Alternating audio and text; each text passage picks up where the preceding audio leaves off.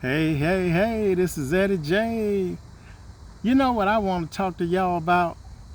The Philippines. Oh man, I finally want to take some time out and talk about my trip to the Philippines. Yep, I did 42 days on the scooter all over the Philippines and it was a blast. I want to give some shout outs though to some people that I was actually able to meet. They really made an impact on me. They encouraged me to start up my YouTube channel, even though I'm not doing a Philippines YouTube channel. My name is Eddie J, so I do Talk Time with Eddie J, and I do different talk topics. I talk about life and talk about different things that can encourage and help people in life. But one of the things that I experienced was my trip to the Philippines. So I'd like to give a shout out to those people that I was able to touch, put hands on, and they encouraged me and really motivated me to do my channel. One was Mike. Mike with Mike's Philippine Retirement. He really encouraged me. He said, Eddie, you got to do it, man. And I was, I'm enjoying my retirement, I'm chilling out. But he said, Eddie, you just got so much to say, so much you can do, you just got to do your YouTube. So thank you, Mike, for encouraging me. Then I got the big man, Mark, with Every Man Has a Story. I was on his channel. Great guy, man. I follow him and his wife. His wife has Every Woman Has a Story. She talks a lot about the Filipinos. So I learned a lot from both of them. Had a great experience with Mark. Then another one of my favorites that I was able to talk to, and that is Derek with Q Adventures. You can check these all out on YouTube, folks. They're good people. Derek, I was able to rent one of his bikes. Derek and they're down in Lapu-Lapu, and I was able to rent one of his bikes, his scooters, and just go all over the Philippines, island hopping, riding all over on the scooter, on the ferries, and just had a blast, had a great time. The scooter was in good shape, no breakdowns or nothing like that. So big shout out to Derek and with Q Adventures. And last but not least, my good friend in Cebu, Rowena, it's Wang. Wang, man, she was awesome. I was also on her channel. She's a great person, great lady, just really encouraging. So she really encouraged me. She actually helped me to get working on my editing. Wang, I'm gonna start working on my editing, but right now I'm gonna do videos that I don't have to edit. So I'm very, very grateful to Wang and the encouragement and help that she has for me with my channel, and things that I'm looking at doing in the Philippines.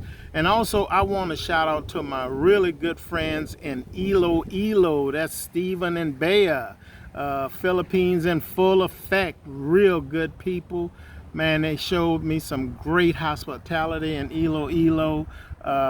They gave me a tour of the city, took me out to restaurants. We just had a great time over there in Iloilo. Iloilo, the city of love. It's got a piece in my heart right here for Iloilo. It's just a beautiful place. But what I want to talk to you about today, folks, is about my experience in the Philippines. And I know there's a lot of experiences, so don't look at me as an expert on the Philippines. I'm not trying to get into that genre, that niche. I'm just telling you about what I experienced. I've seen the age gap relationships. I've seen the living in the different cities, the differences, your Dumaguetes, your Siquijors, your Cebus, how it is in those different cities. And my goal for my trip, and this is really want to be an encouraging video for those that are thinking about coming to the Philippines, thinking about looking into the Philippines. I'm gonna show you from my perspective, what I saw and what I wanted to find out about the Philippines. One is I looked at between Philippines and Vietnam. I'm sorry, not Vietnam, but I was looking into Thailand. And so in my past, I've done a lot of philanthropy and humanitarian work. I love doing that. And I just saw more of an opportunity to do that for myself in the Philippines. Also, if I would look at getting into a relationship with someone, the Philippines is a Christian country, and so that kind of, went in my favor because that's the type of person I am. I'm a believer, and then also with the Philippines being an English speaking country, I'm 60 years old. I ain't trying to learn no new languages. So that was really a big one for me right there. So that really made it concrete for me as far as the place that I wanted to go. So then when I got on the ground, I wanted to go to a few places. I wanted to go to Lapu-Lapu, Cebu, wanted to go to Bohol, wanted to go to Siquijor, Dumaguete, come on up and go over to Toledo City and go across the ferry over to San Carlos and Bacolod and then Iloilo and back to Lapu-Lapu and catch the plane. Those were the places I wanted to check out. And they all had the same reasoning, would I fit there? Would it be something that would work for my life? And one thing I found that I knew about, but I really didn't understand it until I was in it. And that is the level of poverty.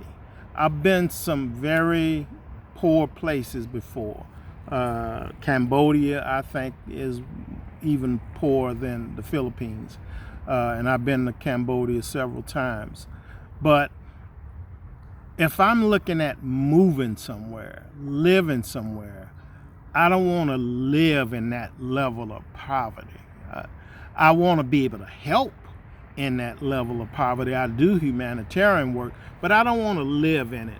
It's nothing more heartbreaking to be sitting at McDonald's, eating a burger, and a little kid's knocking on the window outside with his hand out, and he wants some food or he wants some money, and then if that doesn't work, he gets his little sister and she gives you the sad eyes, and that, I don't want to live in that. I do want to make an impact in that, but I don't want to live in that. So there's certain cities that kind of gave me that vibe, and certain areas that gave me that vibe to know this is not the place for me. Now I can come back to those areas and serve in those areas and help in those areas, but not really a place that I would like to live and reside, because you want to look at your safety. Who wants to have a mansion or a castle or a big house in the midst of poverty? You got a big target on your back. So that's something I don't want to do. Is if I look at moving to the Philippines, I don't want to walk around with a target on my back.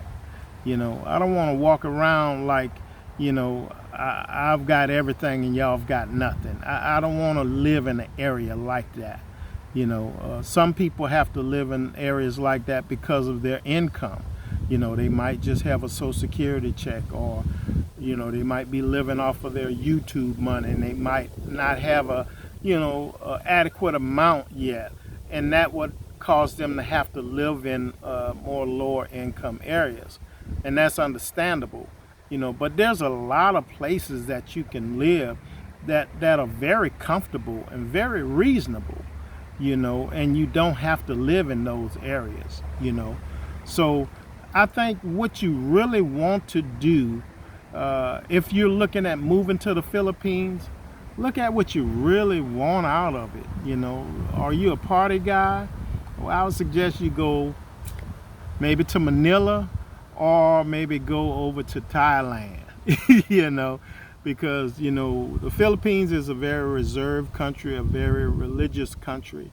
And I'm not saying that they don't have that, because everybody want to drink some Red Horse with you, but that overall it's a very conservative country. So but if you're the type of guy that you want to settle down and you want to lay back and enjoy life, yeah, the Philippines might be the place for you.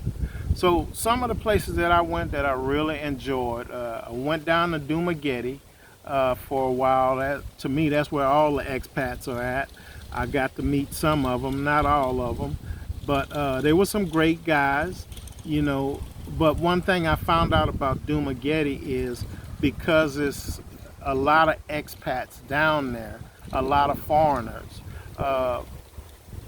you get that everybody kind of knows you. It's like if you're a foreigner, everybody kind of knows how to do foreigners. They kind of used to foreigners, and the new has worn off on you as a foreigner.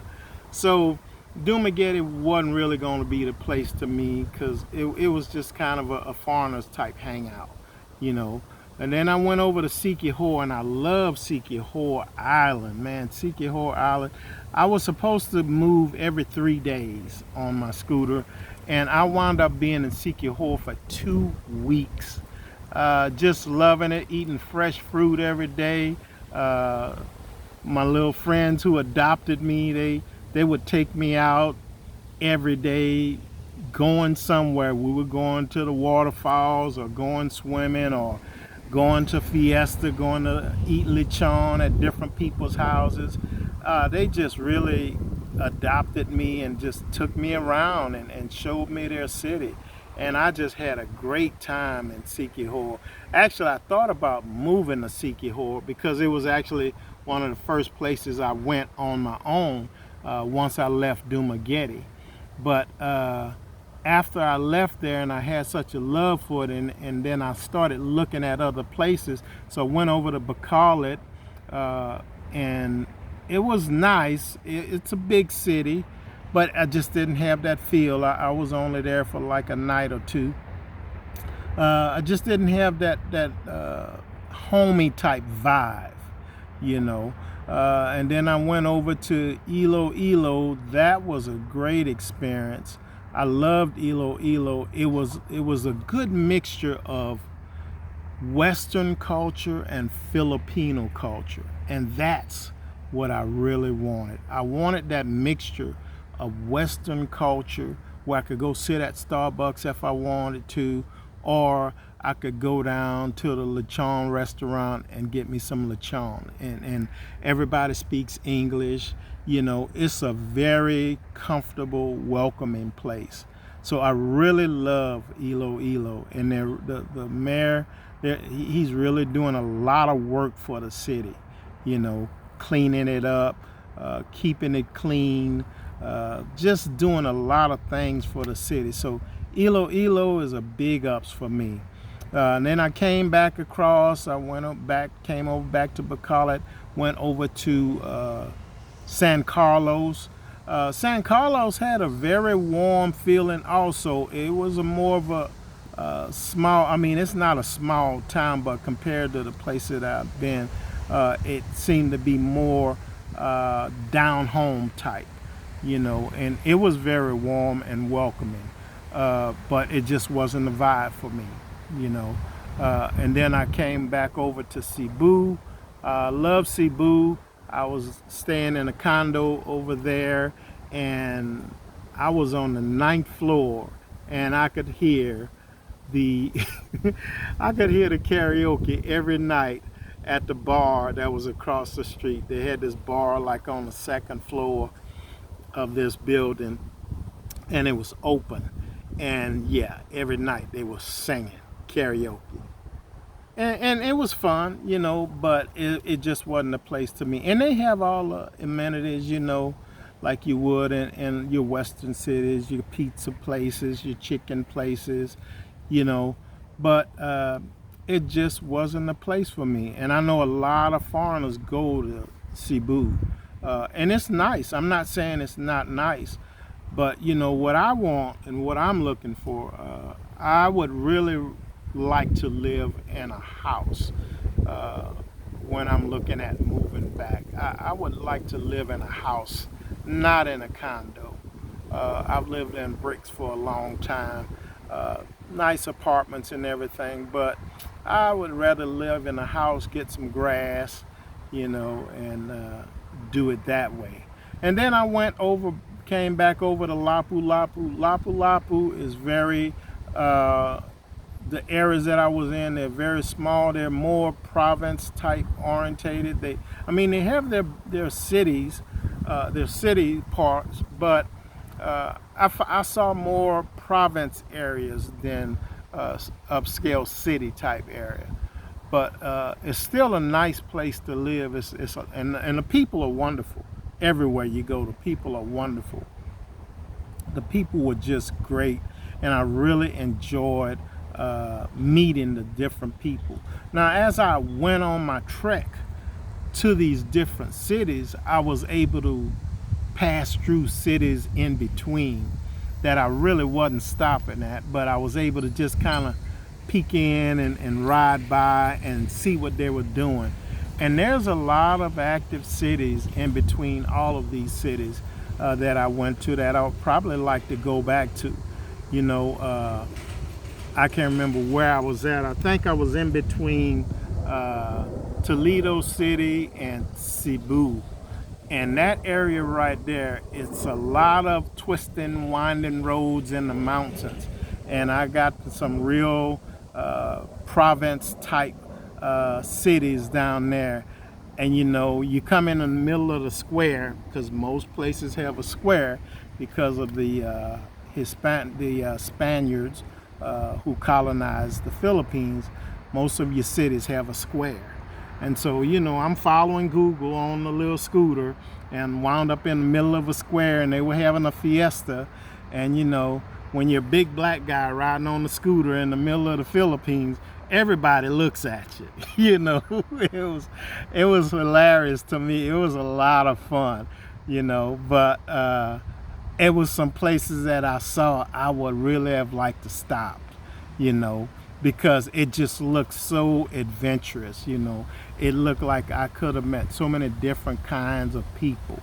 Not that I would live in those places, but just the experience of meeting those people. It was just awesome. All I could do was give a little wave, and just keep on rolling because I had to get to my next destination. But I tell you, if you come to the Philippines, if you want to ride on a scooter, please, please, before you leave home, take a motorcycle class. This is really big for me. I have a motorcycle license. I've been riding motorcycles for years. I do refresher courses all the time. Before I went to the Philippines, I actually did some refresher courses on a scooter. The instructor that I goes to, he has scooters also. He has motorcycles and scooters. I say, I want to ride a scooter because a scooter's balance is different from a motorcycle's balance.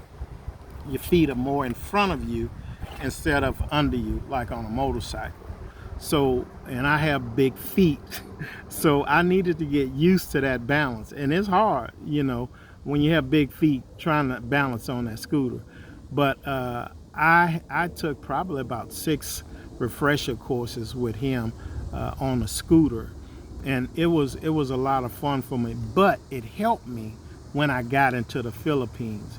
Because I'm going to tell you, when you run in your first intersection where there's no light and you got to get through there, if you don't know what to do, yeah, you're going to be stuck. People going to be blowing at you, And so if you don't have motorcycle skills, you're going to be very, very awkward. You're going to be very, very awkward. You're not going to know what to look at on the road. There's things you got to look at on the road when you're going in the curbs. You got to stay off that shoulder because that's where that light gravel is at. That'll make you lose it and fall over. First rains, that's when the oil comes up on the concrete. That's when it's most slippery.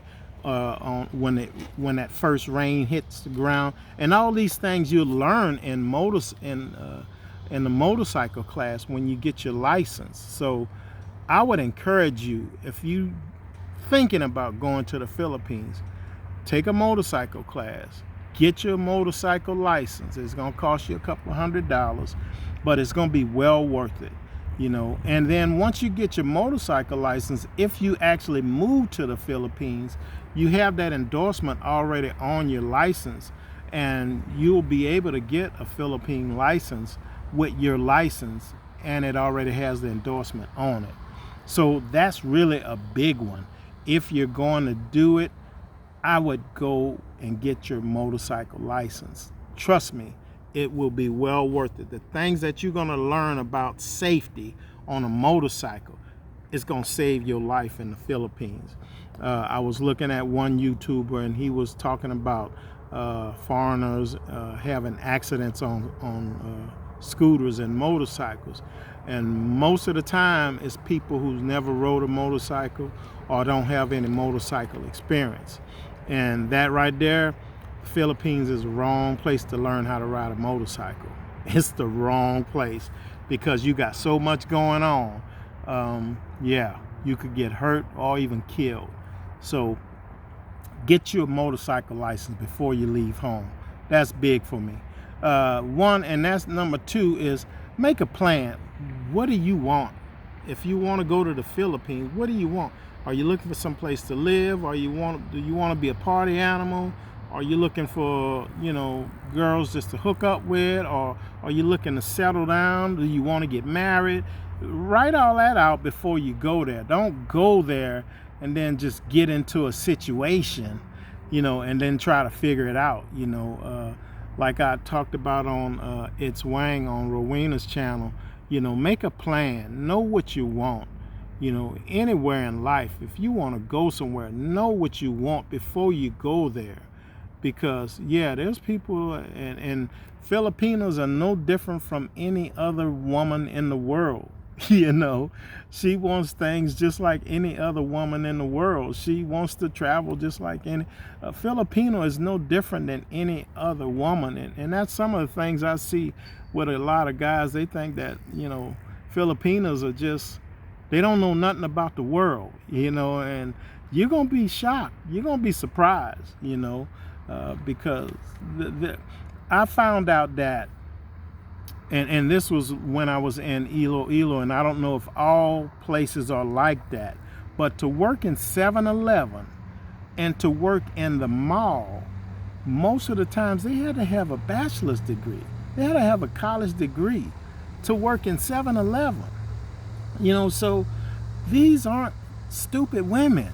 You know, a lot of guys think they're just gonna go over there and, you know, this woman gonna do everything he want her to do, and it's not like that. These women are very smart, you know, so don't go over there thinking you're gonna find somebody and you're gonna take advantage of it, and then you get blacklisted from the country and you can't ever come back because you done did some bad stuff.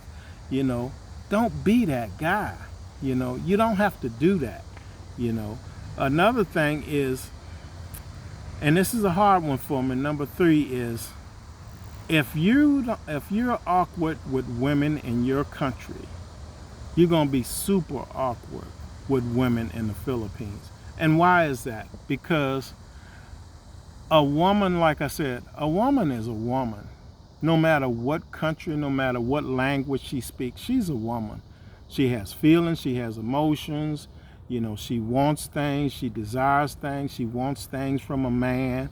So if you think that Filipinos are different from foreign women and they don't want nothing, yeah, you're going to be surprised, buddy, because they do want something, you know. They might not want as much. They might not have experienced what you've experienced, but they do want something. Let me get my camera up here. But I think that's the biggest things that I really wanted to share with y'all, because it's a great adventure. And if there's a part 2, I'll come up with some more things. But those were the major things that I really wanted to share with you about the Philippines. So this is Eddie J and I want you to have a good day. Bye bye.